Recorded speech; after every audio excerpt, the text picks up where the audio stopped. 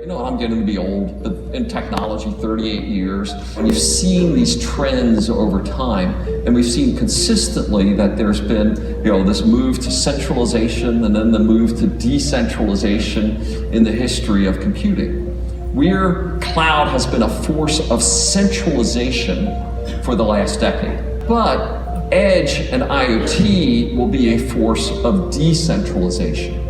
Right? And it will be get more of my computing resources and data resources closer to the edge where they need to be.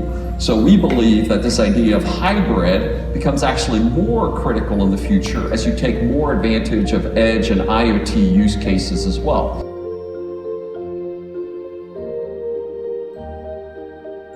NSX, it isn't a networking platform, it's a networking and security platform, where you microsegment, you reduce the attack surface, act defense, use the virtual machine to ensure good, right? So we're self-learning the behavior of the application, and if it deviates from known good behavior, take action, because the VM provides that container environment, or we may not know why it deviated, but it deviated. And we can immediately detect that and respond to it. DSAN, we're building encryption directly into it. Data at rest should never be in the clear. And if you could answer that question, you would not be Equifax.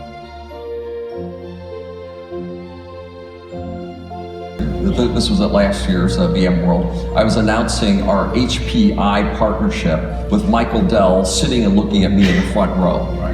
Right? You can imagine, right? There's Michael. I'm announcing HPI to this boy, and then to this segment of the audience. I sort of avoided sorry, Michael. It's one of those where, hey, it's more important for us to lean into those other partnerships because, nobody debates whether we're going to work with Dell. Right, that's sort of given. So, that's an HPI statement, that's an HPQ statement, that's a Lenovo statement, that's a NetApp statement. So it's more important for us to be leaning into those other relationships. And generally, we've had pretty good performance.